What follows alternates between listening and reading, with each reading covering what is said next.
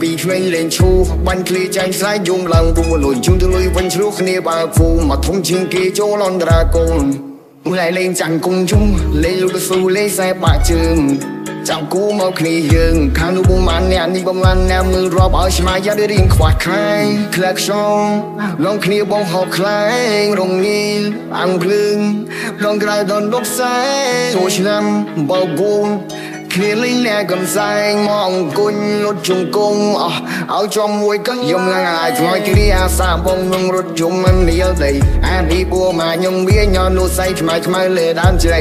ភ័យបីរត់លេងមើលក្លាយលបឿនខ្ញុំរត់លៀងជាងអាកង់3ខោធ្លាក់ក៏មិនខ្ចីលើកដល់ផ្ទះមាត់ខោលើសោបង3ខ្ញុំធ្លាប់បបួគ្នានំងល់ចំងាយគ្មានណាលេងឈ្នះខ្ញុំទេកំឡុងខ្ញុំបាញ់បានឆ្ងាយព្រោះអីខ្ញុំវាធំនេះយាយមនុស្សតែក្នុងភូមិគេហៅខ្ញុំគូឡុងមកនេះយាយពីរៀបបីភូមិចូលគ្នាគឺសុទ្ធតែពូជខ្ញុំ